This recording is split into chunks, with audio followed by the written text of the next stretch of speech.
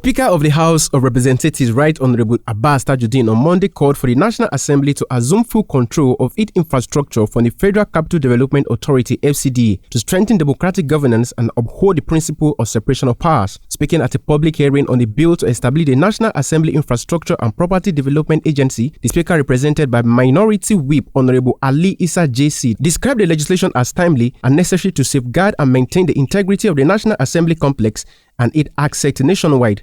He lamented the consequences of external control over the years, including delayed repairs, safety concerns, and inefficiencies. According to him, a dedicated agency would introduce long-term planning, preventive maintenance, and transparent procurement, leading to cost savings and improved work conditions. The Speaker emphasized that the new agency would oversee all aspects of the National Assembly's physical infrastructure, from structural maintenance and mechanical services to liaison offices and the preservation of architectural heritage. Its scope would cover institutions such as the National Institute of Legislative and Democratic Studies (NILDS), the National Assembly Service Commission, and the Library Trust Fund.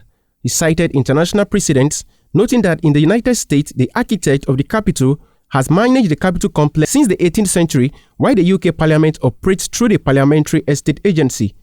The proposed agency would have a clearly defined governance structure, including presiding officers, committee chairmen, the clerk to the National Assembly, and relevant professionals. It will report regularly to the Senate and House committees on services to ensure transparency and alignment with legislative priorities. This bill does not seek to replace the existing Directorate of Estate and Works. Rather, it rightly transfers the responsibility currently performed by the Federal Capital Development Authority to the National Assembly itself. This means we are placing control over our premises where it belongs, within the institution that uses and maintains them. The aim is to ensure that maintenance, development, and preservations are handled with the priority and professionalism they deserve. Over the years, we have seen the consequences of disjointed management, including delayed repairs, safety concern, and operational inefficiency. With a dedicated agency, these challenges will be addressed through a long-term planning, preventive maintenance schedules, and transparent procurement. The result will be cost-saving, better working condition, and environment that will reflect the dignity of our legislative work. The agency will manage every aspect of our building and precinct. This includes structural maintenance, mechanical services, liaison offices, and preservations of our architectural heritage. Also speaking, the clerk to the National Assembly, Barrister Kamunu Ogulana, backed the bill but pointed out that the FCDA currently has statutory responsibility for public infrastructure in the FCT, including the National Assembly and Supreme Court complexes. He said this arrangement is detrimental to democratic practice. He revealed that while the Abuja complex remains under the FCT minister, the National Assembly's Lagos facility is under the office of the Secretary to the Government of the Federation, a situation he described as unacceptable. However, he cautioned that creating a new agency would increase the cost of governance and suggested that its functions be housed within the existing Estate and Works Directorate. How can we have a parliament that don't have control over its facilities? It's not done. I don't know of any. That is what informed us saying we need to. Now, these two functionaries that I mentioned, the FCDA is not just in control administratively. The FCDA is empowered by the FCDA Act of 1976. Or they are responsible for the building of public buildings. And once they build, they manage. That had been the situation since 1979. National Assembly is not the only agency in that position. Even the Supreme Court complex is under FCDA. But it's not good for Parliament. It's not good for Parliament. That's why we are saying we need to rejig the law. And that is what informed the idea of this bill. But looking at this bill, our original concept is to strip these agencies and vest the authority, the ownership, control, management, to use your language, maintenance of this complex on the National Assembly management. That is the original concept. And why do we have to take that position? You all know that the office of the clerk to the National Assembly is a creation of the Constitution. And the clerk doubles as the chief executive and accounting officer of the National Assembly. By virtue of that, all the assets and liabilities of the National Assembly is in the custody of the clerk. Chairman of the House Committee handling the bill, Honourable Amos Daniel, described the hearing as a milestone in the legislature's quest for true autonomy. He said it is inappropriate for the FCDA, an executive agency, to continue managing infrastructure for the National Assembly, a co-equal arm of government.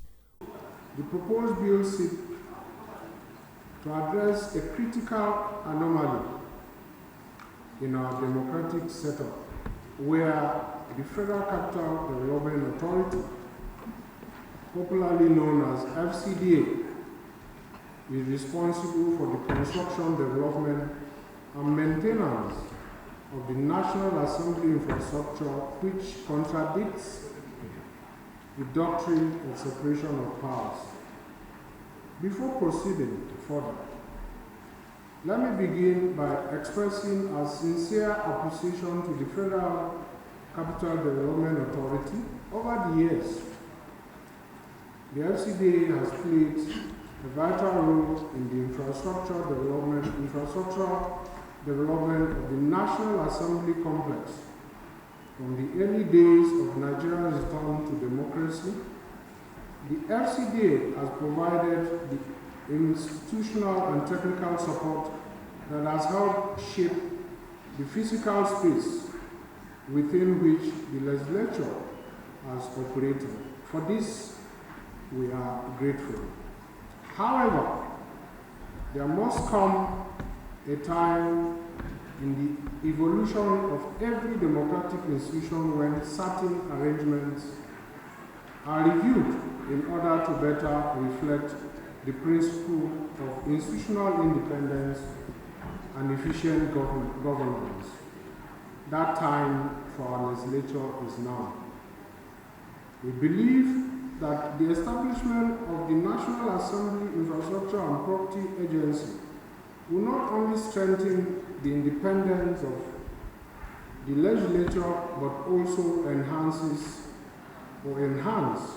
our operational autonomy.